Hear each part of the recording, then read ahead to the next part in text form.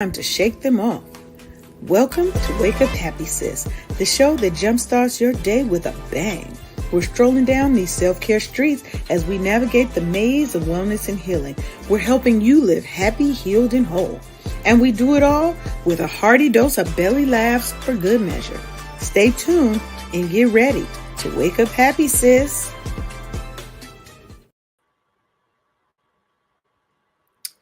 Hey everybody, hey, it's your girl Leanne Dulce here on the Wake Up Happy Sis show. We're broadcasting live on KCCR Cityscape Radio, where we're changing the narrative for our people because we are always telling our story our way. Now, today we are talking about redefining self-care beyond the basics. And I invite you to journey with me and my guests as we kind of unravel the essence of self-care, but maybe not in the way that you think about. We're really trying to redefine it and think outside of the box.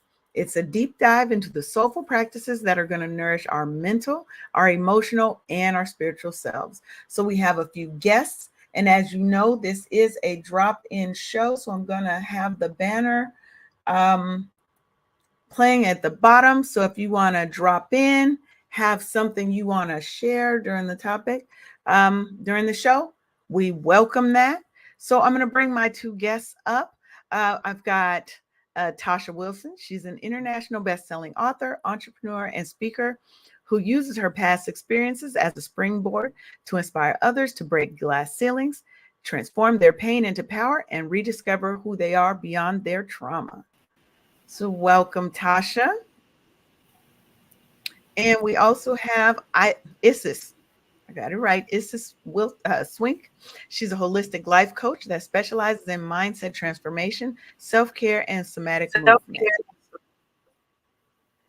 So welcome, ladies, to the show. How are you guys doing today?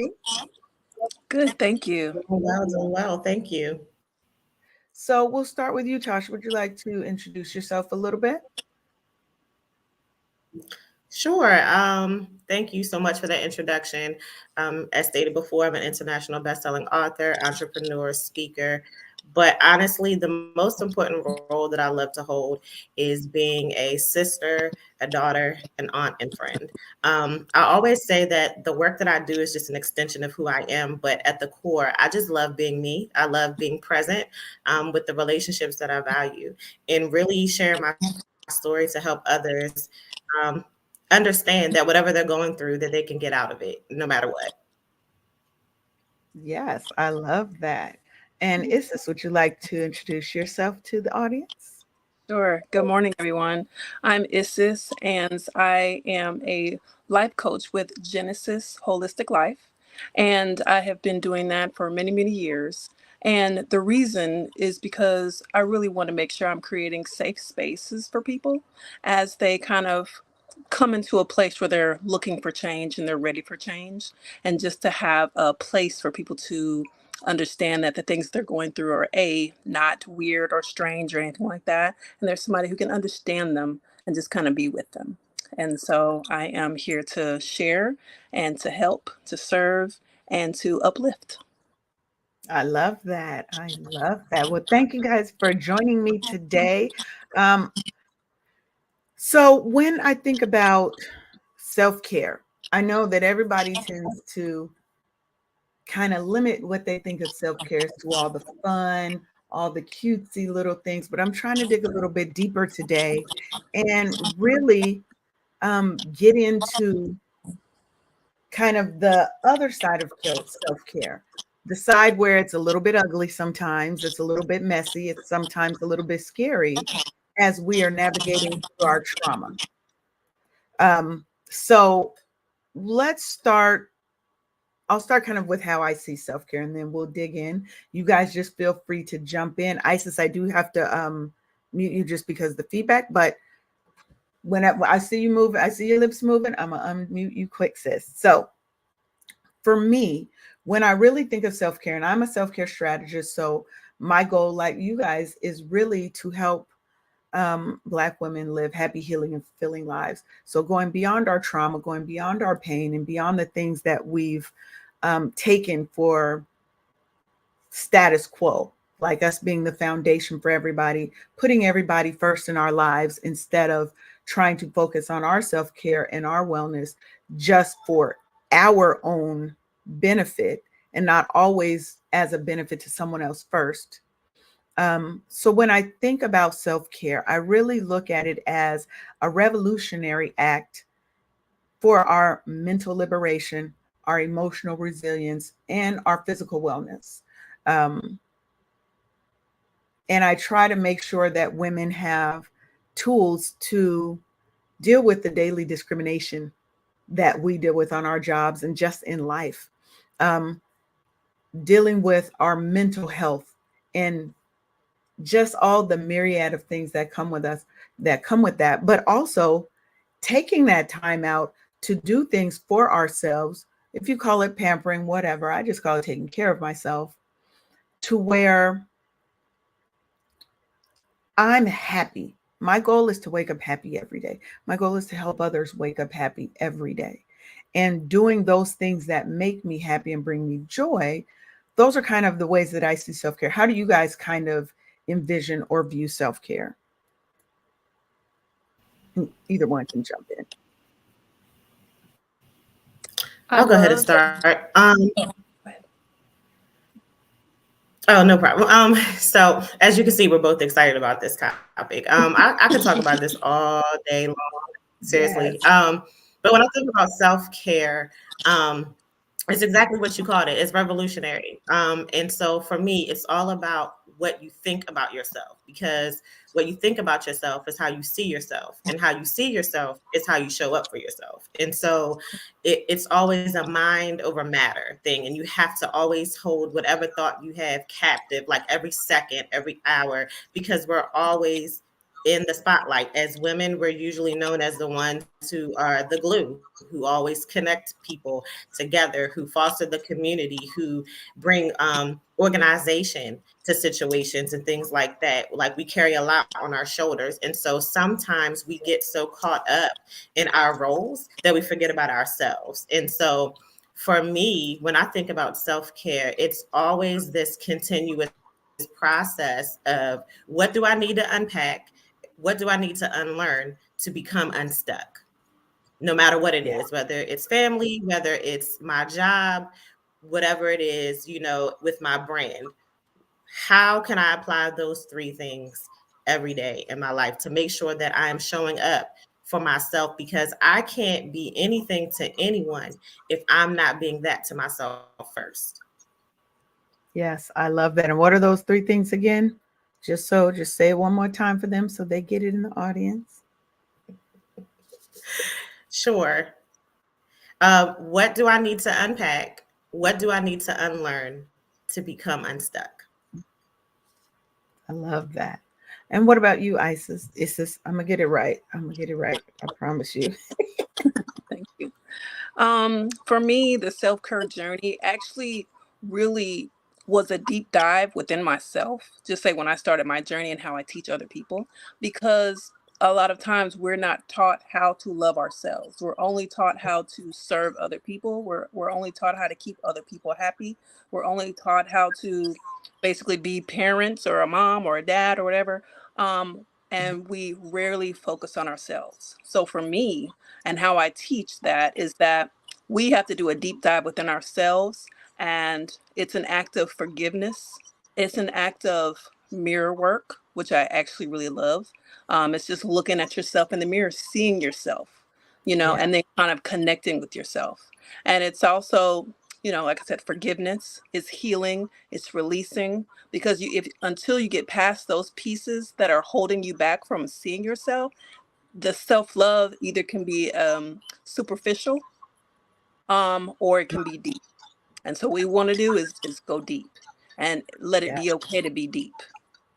So, we're activating our heart with self-care. And with our heart being activated, then the people around us, like you said, can really feel us. Our authenticity, our self-love. We're not going to take any crap from anybody, because guess what? We respect ourselves, and guess what? You're going to respect me. So it just, self-care is this blossoming flower that has a lot of different layers. So Yes, I definitely agree with that. I want to say hey to a couple of people. Hey, Tanya. Good morning, Dorothy. Rava. Welcome, ladies. I want to say welcome to my fam on Instagram and over here on TikTok.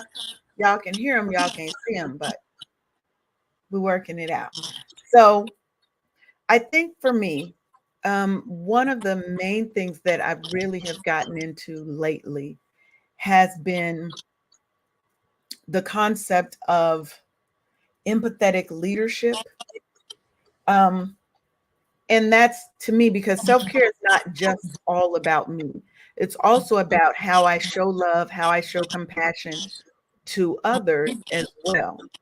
Um, Now I do put myself first because I feel like we have to put ourselves first so that those that need us have us at 100% or as much as we can give, because we're supposed to only give out of our overflow. We're so used to giving out of our cup, giving out of our personal store, that we wonder why we are always just depleted. And I tell people all the time, stop giving out of your cup. When your cup is full, you always have an abundance, you always have an overflow. And we have to give to self first for ourselves, not so I can be a better mother, not so I can be a better wife, not so I can be a better employee, so that I can be a better Leanne and live a happy and fulfilling life, because I deserve that as a human, as a person. Um, yes, some an important component to have in order to help without biased views. Yes, because we have to, and I agree with you. It's about seeing yourself, about loving yourself. When you love yourself, you're going to do those things to take care of you, but also that's going to overflow to everybody else in your life. Everybody else in your life is going to prosper, is going to feel better, is going to benefit when you are happy, when you are healing, and when you're fulfilling, right? Living that best life.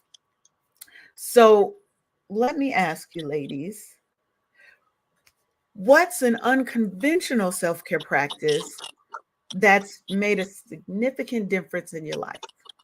And we'll start with you, Isis. Well, I love this question. What I did was I created my own self-care line of products. And what that really involved was a lot of research. Um, and what I mean by that is that, people can go, you can go, I have to pick up this brand name this and the brand name that and the cleanser this and the cleanser that. I'm like, okay, if I can't understand and read the back of the label there, I think that is crazy, because that's what I'm ingesting in my system. When you put that on your skin, you're ingesting that into your system. So I created just a very natural, basic self-care line. And honestly, me making the products for myself, I know when I run out of like my scrub or something like that, I'm having a fit, because I'm like, okay, I can't live like this. But just creating those things for myself, it doesn't have to be a product. It can be create a tea for yourself, create, a meal that you love. It's just taking those certain things, those certain practices, and putting your energy and time and heart and love into it. That's going to then go into you.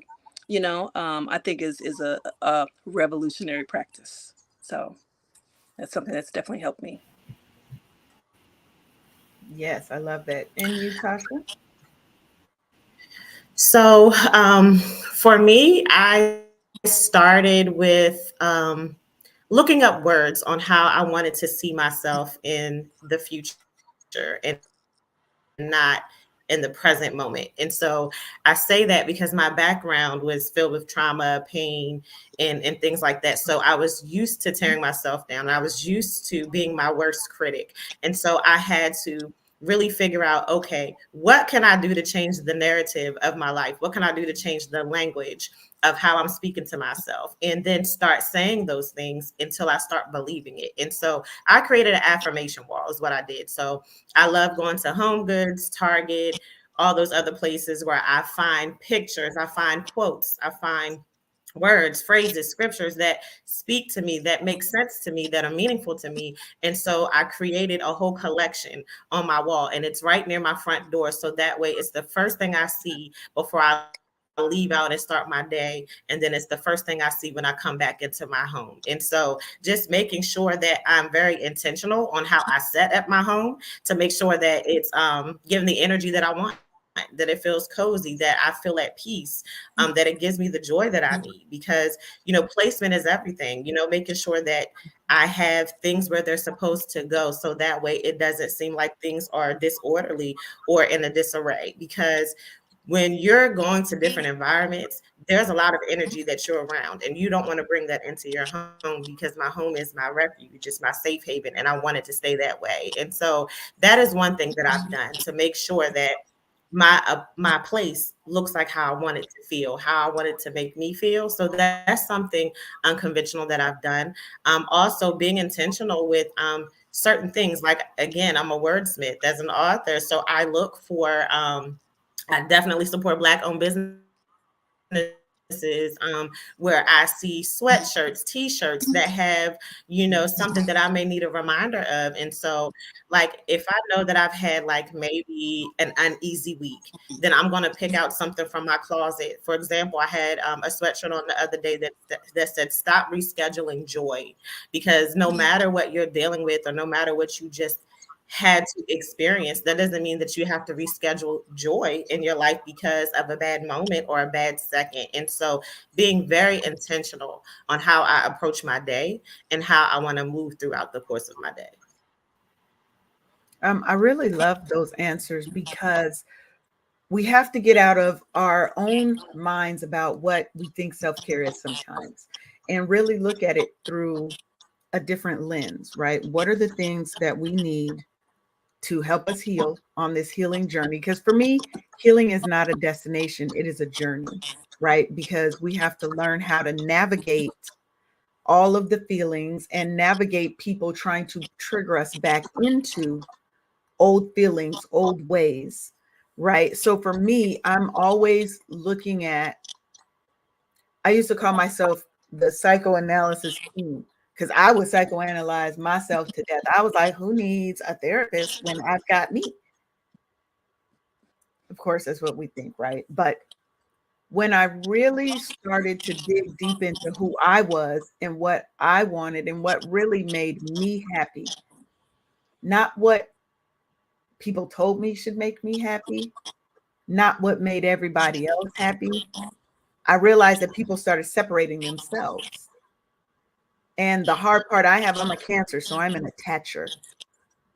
If I attach to you, I'm attached to you, and we stuck together like glue. But that wasn't always good for me. And so when I started to put me first, unapologetically, setting those boundaries and learning how to say no, I think that to me is more of an unconventional kind of thing, because a lot of times we don't have that ability to easily say no to somebody and not feel like we have to follow it up with a whole explanation of why. And then we end up giving in and being like, okay, I'll do it. At this point in my life, now I'm good. You know what I mean? It's there. It's that's it. So we have another person who joined us. Again, this is a drop-in show. So if you've got something you want to share, feel free. The link is at the bottom of the stage. Welcome, Roberta. How are you today? Oh, you're on mute. You got to unmute yourself. Good morning, ladies. I'm amazing. Uh, I am amazing. So, do you have something you'd like to add to our conversation here? Do you have an unconventional self-care practice Well, that has actually, helped you? actually, I do. You just took it. Being able to say no, an absolute no, and being able to know, navigate where I want to be, and what makes me feel comfortable in my presence, and vice versa. Understanding the energy. And that's self-care, because if individuals take your energy and you go around certain people and they, like you said, trigger or cause a deficit in how you feel about yourself, then you got that right to decide, do I need to be around these people? Do I need to go around this situation? Because I'm not feeling quite, it doesn't make me feel good. So I think self-care can be also navigating where you go and what you do and who you do it with, and Yeah. having that right, having that voice to say, no, no, I refuse to do that. Rather, it's just do that to myself, being aware. And I did, like, I believe it's Isis. She said something about challenging your thoughts, challenging what you've learned before, because we've learned to be respectful. We've learned to follow rules. We've learned to cater to people even when it's not healthy for us, and put ourselves behind, everything.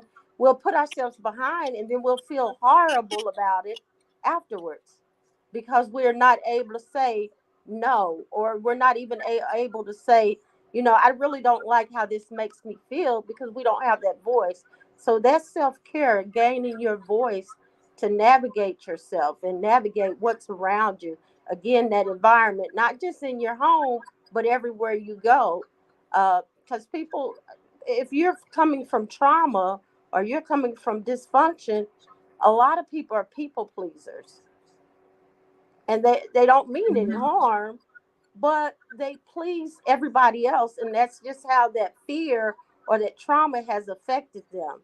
The way they want to please, they want to fix, and it's very unhealthy to yourself, because it takes away from who you think you are, or how you feel, who you feel you want to be. It really, brings you farther and farther from that. So you kind of took that, as I was listening to you guys. I said saying no is a major one that people just don't realize that is unhealthy. It's a healthy tool to use. Yes. And I think in our community, a lot of times, I don't know how you guys were raised, but that wasn't really a part of being raised, right? There was, you want to be giving, you want to be blah, blah, blah. I'm supposed to give, give, give. Don't have a kid, because now I'm supposed to stop being who I am to help mold and raise this person. Don't get married. Now I cease being Leanne Dulce and I become Mrs. someone else. I feel like growing up, I was always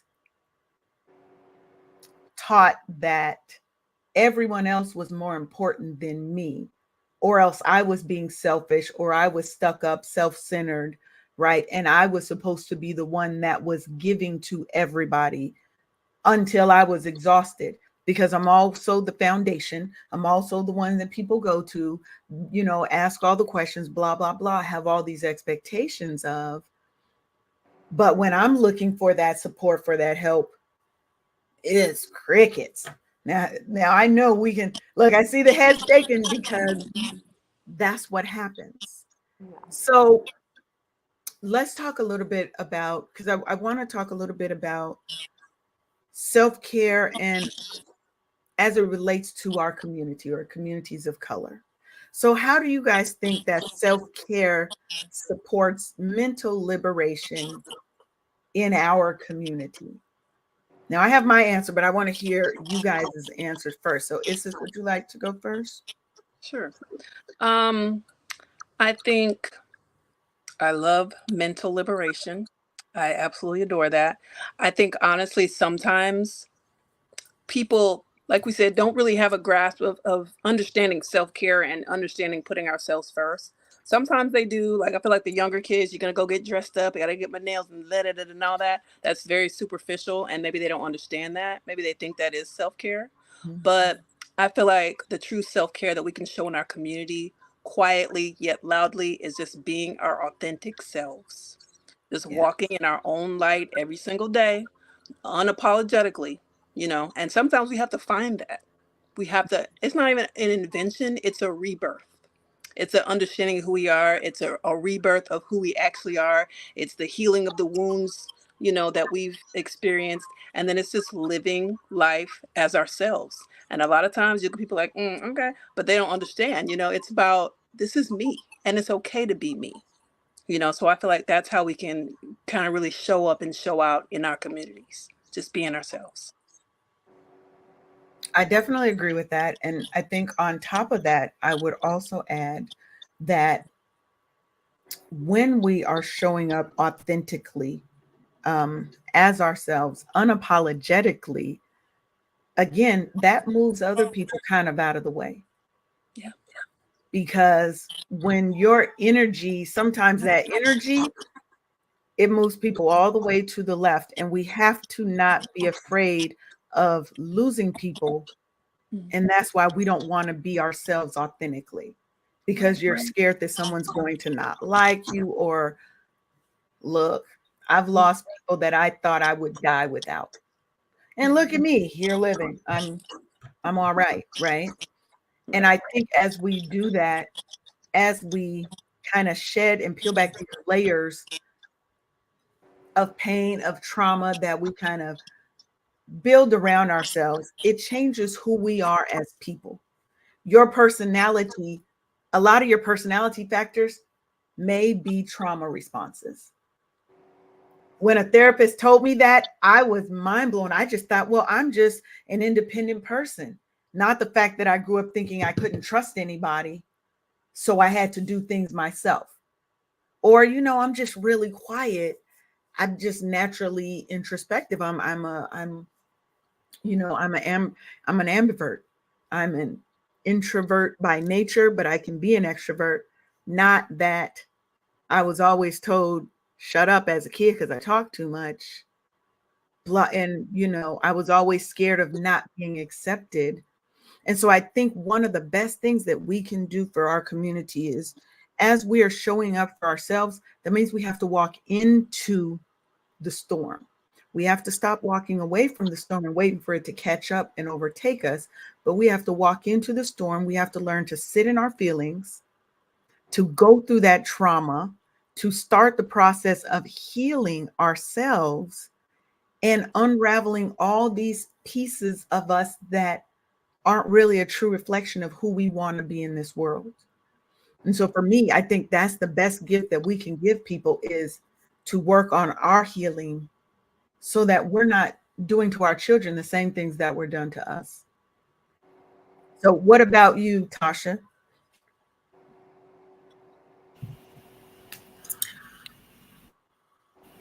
So of course, I have some words, a formula, because for me, it really brings things into perspective. And so, in terms of me, being authentically me, unapologetically, it's three things that I have to do, right? And that's, to one, be aware. So awareness is key, and acknowledging my feelings, and then assessing what's going on, right? So one, self-awareness is very important, because if you don't really know who you are or have an inkling of who you are, then you're not sure how to acknowledge what you're feeling.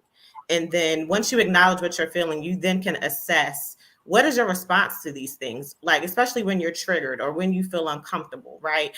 Is it going to be something that you're accustomed to doing and saying, or is it something that you're going to challenge the thought process of what's going on? And so what I mean by that is that a lot of times in our community, it's not necessarily what we say, it's what we see and what we do, right? And so Yeah. touching back on family, for me, a lot of that self-sufficiency and being independent from the women in my family, it's based on what they modeled. It wasn't necessarily what they said to me, Tasha, make sure that you do this or make sure you have this, but it's how they behaved, what they did, those decisions that I saw them do.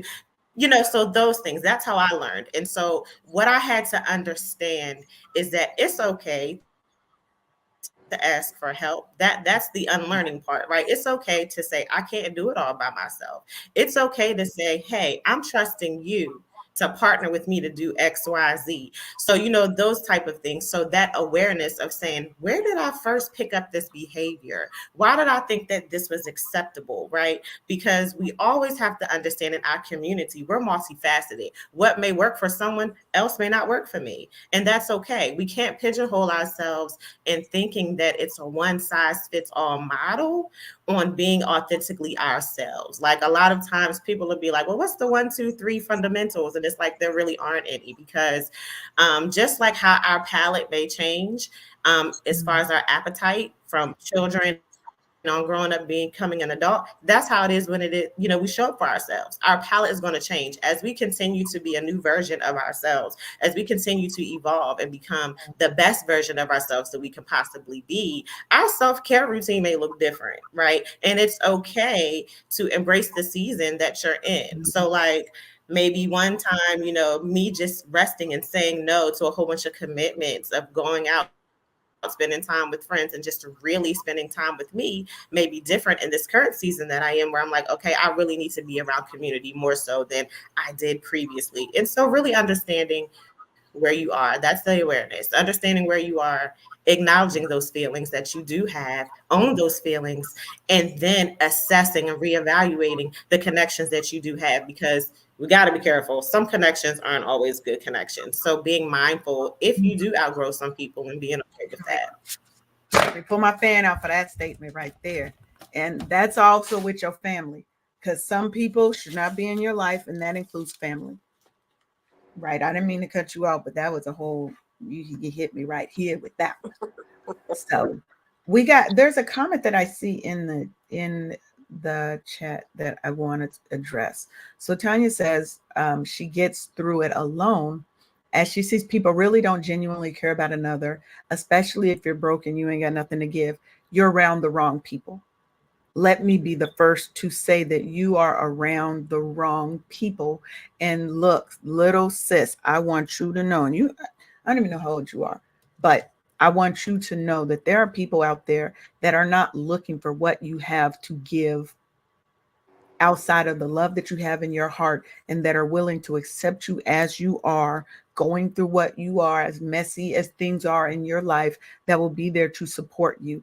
If that's how you really feel and that's the community you're in, you need to make a shift, a dramatic shift, and start cutting some of these people out, right? Because you should never have to go through things alone, right? That's where I see the verge of people that I know that have tried to commit suicide, me having thought about suicide, right, in my life. So I really want you to know there is a community that will support you, that will be there for you. So I need you to just message me on, you're on YouTube. So I don't know if you can message on YouTube, but go look up Wake Up Happy Sis on Instagram, on Facebook, anywhere else. You'll find me.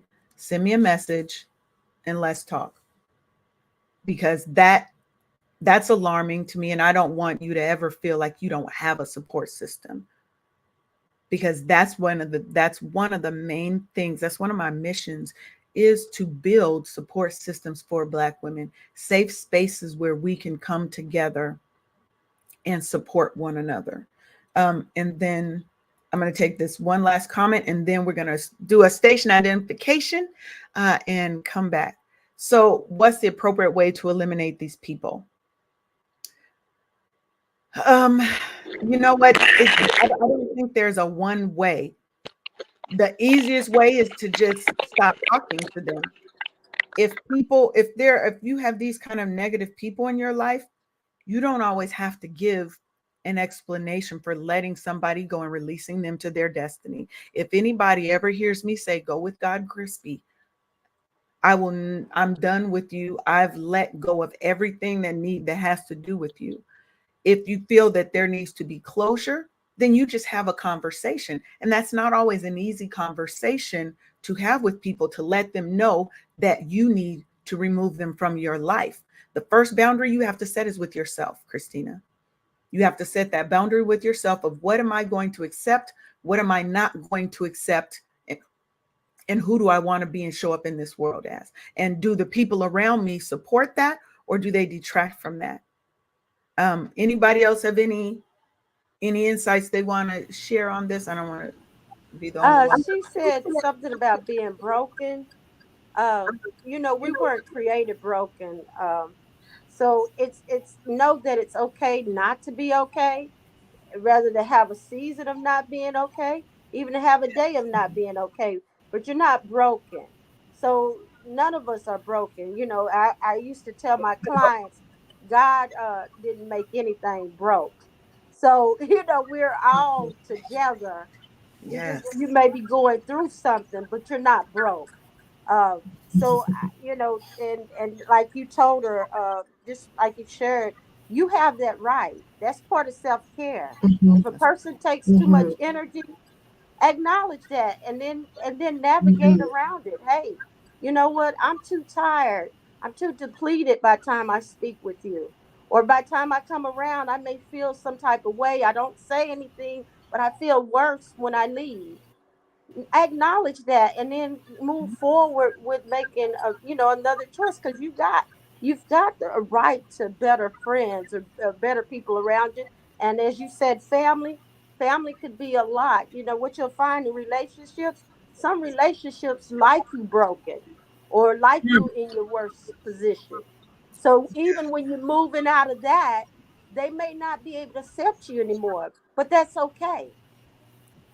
That's okay. That's part of self care, to know, hey, this I'm not fitting into this puzzle anymore.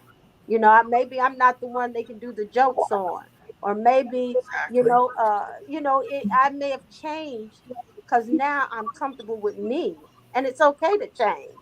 You don't always have to be that person. And the last thing I just wanted to say, we're all coming, especially in our Black community, from a place where we say girls are to be seen and not heard. Yes. That's that's the main thing that was always told to us as children, that we're only supposed to be seen. So that's where you get the superficialness at. We're not supposed to be heard. So what does that tell you? You're not important enough for us to even hear you. Yes. Yes. I definitely agree. We've got to do a station identification real quick, I and then wanted we'll to be right back. Go ahead. I wanted to address Christina's question about how do you eliminate those people. And so a lot of times I think we're hesitant, I'll use that word, to disconnect ourselves from people that we may have had years with, right? And some call it vibes, some call it intuition, I call it discernment. You have Mhm. to really understand the people's position in your life, right? So if you're always coming with good news and they don't really know how to celebrate and support with you, those aren't your people. They aren't your people. It doesn't matter if I've known you for 15, Yeah. 20, 25 years. They aren't your people. And so you really have to see how people respond to the news that you share, right? Because some people can't see you beyond the starting point of where you all met, right? So say if you were in a place where you were unsure about yourself, you didn't really have the confidence that you have now. Some people can't see beyond that. So like I'll travel back in time for me. I remember when I was 18, 19, very insecure, lack of confidence, really didn't know how to advocate for myself, right? Some people are uncomfortable with this version of who I am now. They don't have the capacity to handle it. So that's when you have to know when to shift in certain relationships. That's when you have to know you need to eliminate people, because you need to understand the categories of where people are, either their liabilities or their assets, right? Because if you're growing and they're not, it's just not going to work. You have to align. You have to align. And it starts with a conversation. If you're someone who likes clarity and you want to have a conversation, and you give each other the space and time intentionally to discuss, right? So you can't have distractions and things like that, especially if it's something of importance to you. And then you have that conversation. But what Yeah. people have to understand, when you eliminate or separate from someone, it doesn't have to be a huge fallout. It doesn't have to be That's right. blasted on social media or anything like that, right? You can just separate. You don't even have to bad talk or trash talk each other after the separation. You just have to understand where you are and what's needed to be done. And then also, um, another thing, like you can also forgive someone. That doesn't mean you have to reconcile. I think sometimes when we forgive someone, we feel like we have to invite them back into our space when we already know that they're a liability. That's just what it is, because forgiveness is for us, not for them, right? And so when you harbor unforgiveness, you are now robbing yourself of opportunities to really be who you truly are, to really operate in purpose, to really experience the joy that you deserve. And so we all are worthy of healthy relationships, family and friends. We all are. And that's just what it is. So understanding your worth, recognizing your worth, and knowing your worth makes it easier, or should I say, a little more digestible to eliminate some of these relationships that no longer serve its purpose. Yes. So we're going to take a quick break, and then we're going to come back and we're going to talk to Isis about this somatic movement, because that's a new thing and I want to hear all about it. So you're tuned in to the Wake Up Happy Sis show on KCCR Cityscape Radio, where we're changing the narrative for our Black and brown people because we're telling our stories our way. We'll be right back. Imagine a book that isn't just pages and words, but a journey of triumph, resilience, and empowerment. Welcome to the Wake Up Happy Sis Anthology, a collection of stories from Black women who turn trials into triumphs. Each chapter is more than a story. It's a piece of a larger narrative that speaks to the heart of every Black woman. It's about overcoming, thriving, and finding joy in life's journey. This anthology is a celebration, a testament to the strength and spirit of women who faced life head on. Their stories are an inspiration, an invitation for you to rise, to heal, and to connect. Be a part of this extraordinary journey. Find your inspiration, your community, your voice in the Wake Up Happy Sis Anthology. Your story matters, and it's time the world hears it. Join us, share, inspire, empower, and always wake up happy, sis. All right. So, Isis, tell me about somatic movement, what that is, and how you got into that. You can't hear me? Oh, let me see. Okay, can you hear Hey me? there, I can't hear you guys. There we go. You can't hear us? Okay, that's strange. Can everybody else hear me? Yes. Not sure what happened. Not sure what happened. Is this? I don't know if you want to drop and come back.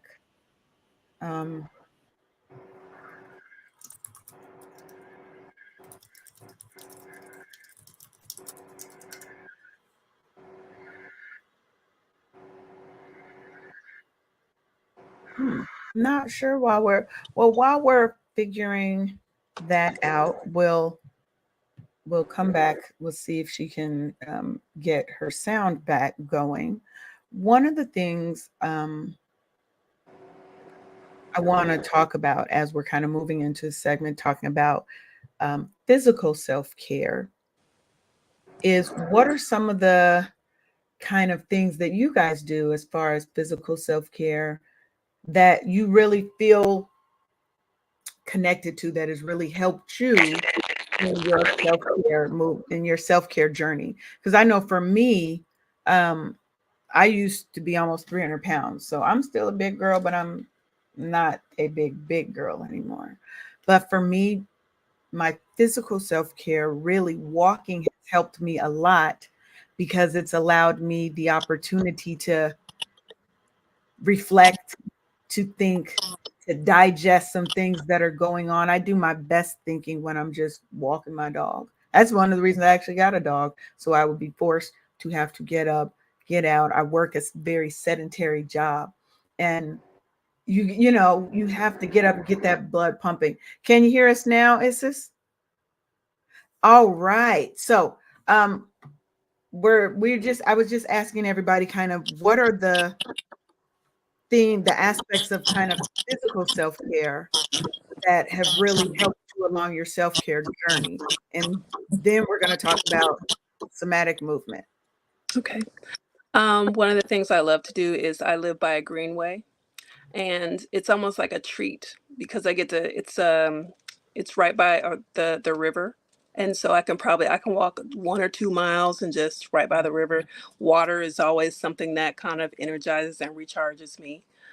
So that's honestly, I make it a treat for myself. Like, oh my gosh, today is the day. It's sunny outside. I'm out there, so that's one of the things for me. I love that. What about you, Roberta? I walk. Um, I dance. Um, and also I try to be aware of what I'm eating. And as I said, I try to. This is kind of my weak point because I am a foodie. So, but I do try to be more aware of how many times I'm eating meat. How many times am I eating fruits and vegetables? Am I drinking sodas? Just what am I ingesting? And I think Isis had said it earlier. What am I putting into my body? I've just been aware of that. Okay. And what about you, Tasha? Dancing. I love music. Dancing has been a big part of my life since I was 6. And so for me, it just kind of takes me into a whole nother headspace. And so just being able to move my body freely and really understanding the words and the message of the songs that I'm dancing to, it just really helps me. It makes me really happy. So that's my happy place, dancing. And then when I want to be introspective, walking, I just make sure that I just have the space to really listen, to really sit back and think about what's going on, how to recenter myself. Walking really helps me pace myself a lot better and to really take things in stride instead of trying to rush and do things all the time. I think walking really helps with slowing me back down and really getting moderated momentum. Okay, I love that. And then Aviela Aloha, all the way in Hawaii. Now, they're about 6 hours behind us, so I appreciate you, Aviela, for tuning in today. She loves to paddle canoe here on Maui, the ocean, to practice her self-care. It's an express connection to nature for her and an opportunity to tune out all the distractions and tune into what matters. And I love that time where I can just kind of zone out. Now, I love the water. I don't love being on the water so much. I like to be around the water, but I can swim a little bit, but I'm probably still going to drown. So I'm not going out there paddle canoeing with you, Aviela. I will sit on the beach and dip my feet in the water while you're out there, and I will cheer you on. But that all that real far deep. I did that once in Greece, and something told me it's okay. You can go out into the Black Sea, and you can't swim. And I almost drowned, and I almost took 2 of my friends out with me. But Oh no. I mean, I wasn't going to drown because they had a life jacket on me, but the life jacket tries to flip you on your back. And for somebody who can't swim, that's the worst place thing you can do because you panic. So I'm bringing them down. They trying to tread water and hold me. And we all laugh about it now, but it was not a thing. So I'll be on this land, Aviela, watching you paddle canoeing out there. So Isis, tell us all about somatic movement, what it is, and kind of how you got into that space and how you help people with that. Well, I really relate to what you guys are all saying as far as dance being something that really kind of walking very introspective, dance kind of enlightening and freeing, and you can kind of be vulnerable. So really I want to kind of get into the therapy of how different movements and thought processes could really help take you to the next level. And so somatic therapy has a lot of different nuances to it. Some of the things I definitely focus on is definitely moving your body. I have a kitten right here, y'all. I'm just trying to make sure he is not destroying anything. But just being able to move your body in different ways, move your mind in different ways. And it really depends on the person. Some people are not going to be as welcoming to dancing, but we put in different ways of just making sure that you move your body for proper self-care. So it can be anything from ecstatic dancing to just kind of your own, I won't even say yoga because it's more like, moving your body in the way that it needs to be moved. Mm. So sometimes you're going to need to stretch your hips. If this is a hip stretch day, you stretch your hips. If it's a knee stretch day, you're stretching your knees. And you're giving your body what it needs in that moment. And sometimes on top of movements, it can also be a positive self-talk, which is kind of like we were saying earlier, as far as like mirror work. And that's also meeting yourself where you are in your eyes, in the mirror, and kind of loving on yourself as well. So it has a lot of different categories. It's really giving yourself what it needs in the moment, because some days you're not going to need the dance. Some days you're going to need the introspection. So just, it's you. Okay. I love that. I love that. Because, yes, like everybody else, I do love to dance. Now, I ain't out here trying to try those little TikTok dances because me and the mega knees don't match. Won't match like that. But I'm trying, there's this guy that I watch on TikTok that always does these different flexibility kind of movements. And so I'm trying to get more into that because I feel like a lot of the problems that I have, I don't necessarily have to have. I think as we get older, we get so used to not moving as much, Right. especially if I sit at a desk job most of the time. And so I think a lot of the stiffness in my joints and in my hips is just because I'm not moving enough, Exactly. right? Yeah. It's not always about getting older, ladies. It's about how much are we moving. And because I've seen people that are 80 Mm-hmm. that can outdo anybody I've ever met, right? Yep. So it's about how can we move our bodies more? How can we feed our bodies better? Because like you, Roberta, I too am a foodie. Your girl likes to eat. But I'm trying to be, like you said, more conscious about what I'm putting in my body, what I put on my body. So like you, I'm a certified natural and organic skincare formulator because those same things, all the things that are going into these products are coming into our bodies. Like anybody who used to get a perm, and now you're seeing a lot of people dealing with cancer, Mm-hmm. Mm-hmm. right? When That's these companies knew that there were cancer causing agents in their product that they were shoving into our communities, right? 100%. So I think as we get older, as we get more in tune to our body and what our body is telling us, we have to listen.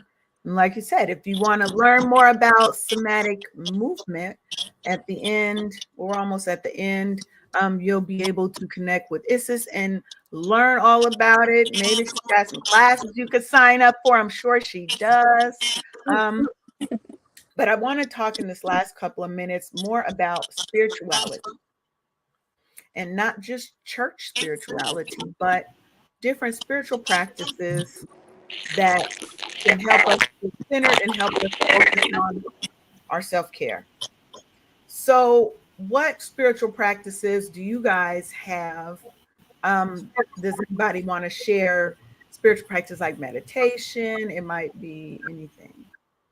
Because I want to think of something that's a little bit different than what everybody would be thinking, like praying.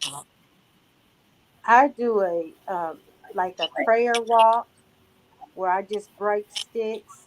I've been doing it for years, but I just walk around. I get a stick and I break it as I'm thinking and just praying or meditating. I practice mindfulness, which is Yes. just breathing, practicing breathing. Um, I also journal, which is also a way to get out, to filter out some of my thoughts. So those are some of the things I do to reset myself. Okay. It's just I thought you looked like you were about to say something. It's something I've been doing for quite a while. It's the Jose Silva mind control therapy, basically.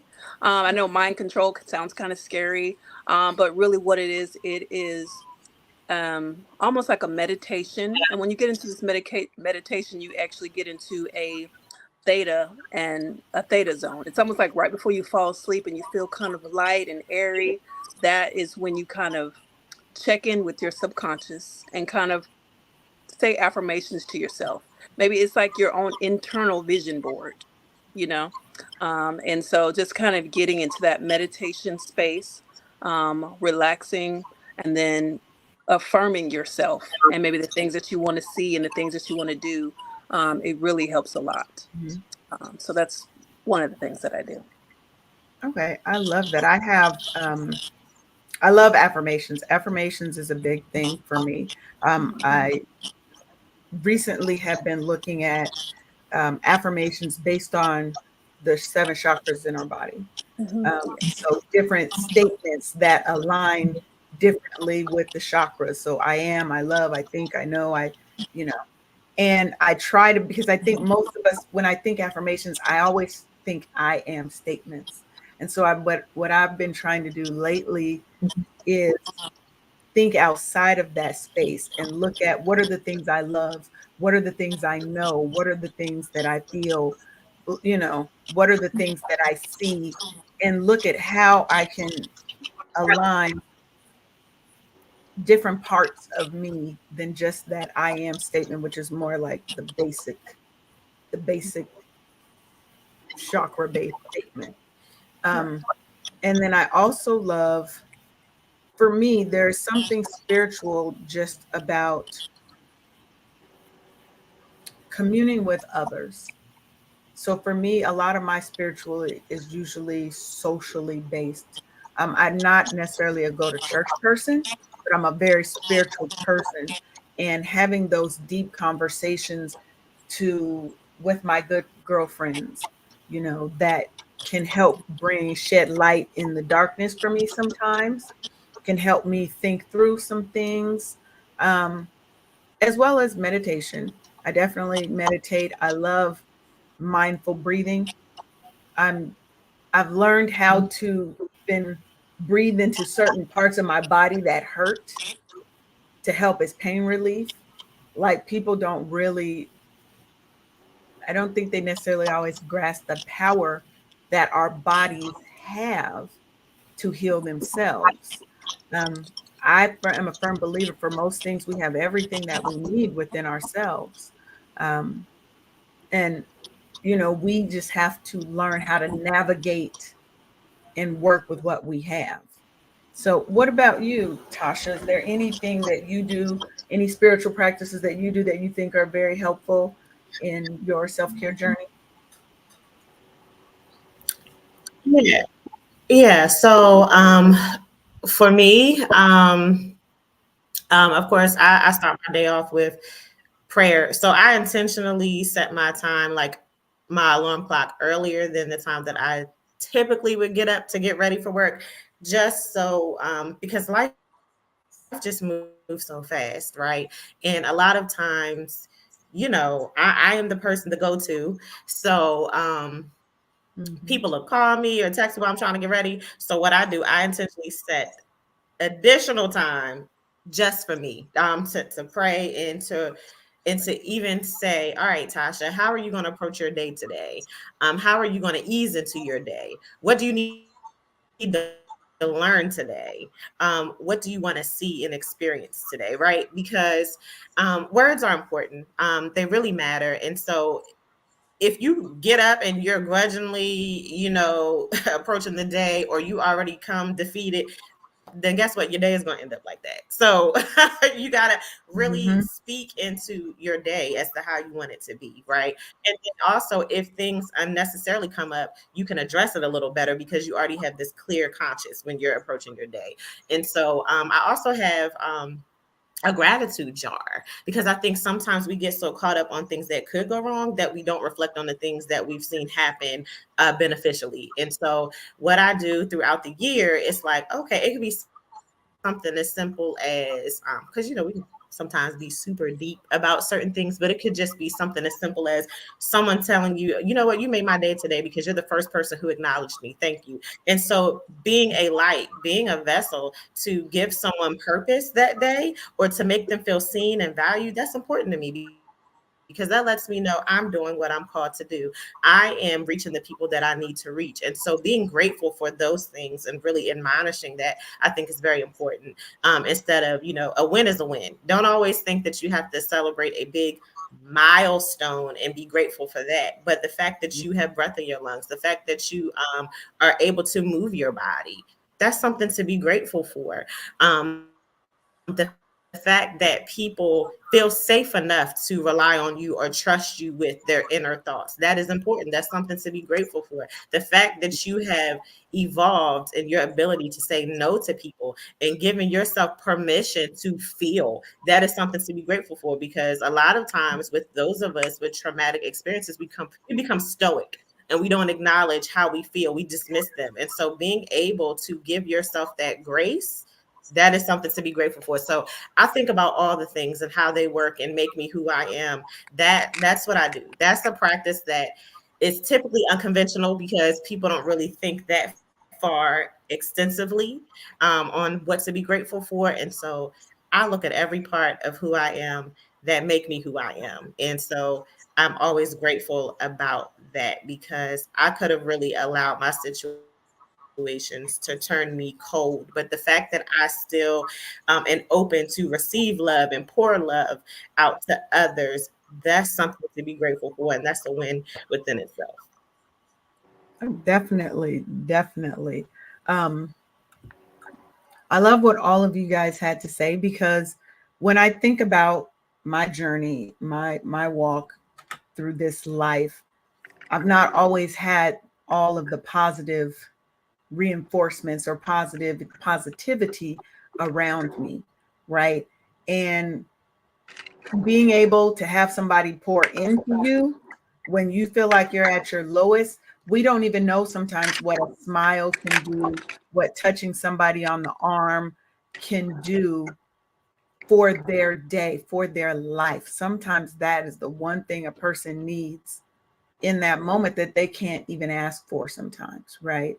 So, and that also gives to us. I love the gratitude jar. I used to have a what I called it my "You Go Girl" jar, and I would put in things that people have, compliments that I've received, but I would also just put in the beauty of the things that I see around me.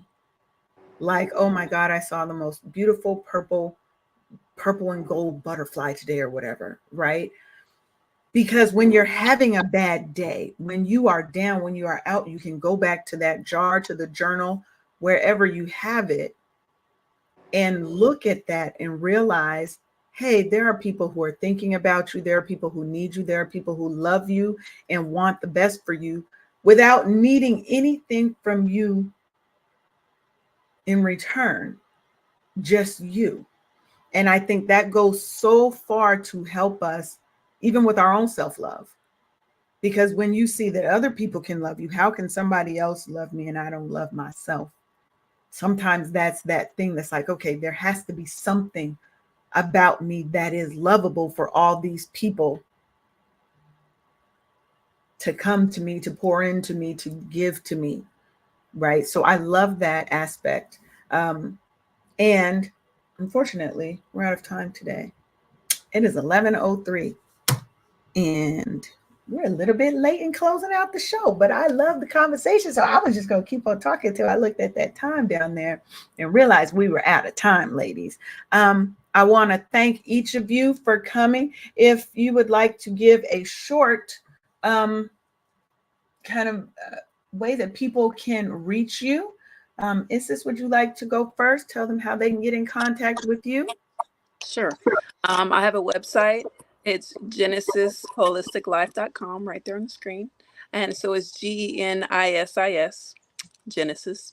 But yeah, let me know. I would love to work with you guys. And thank you for having me. Yes, thank you. And Tasha?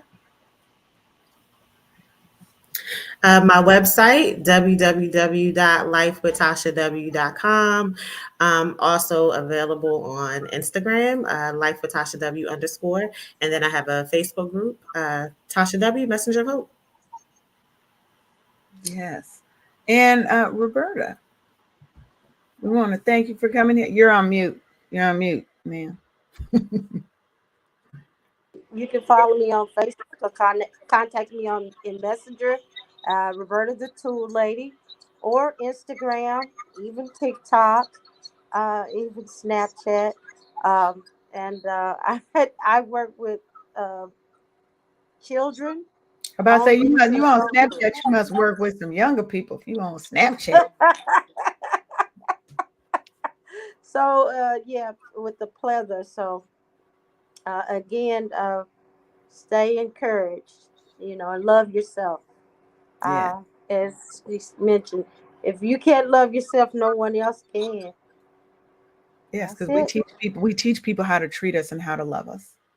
That's right. So you have to know how to love yourself fully.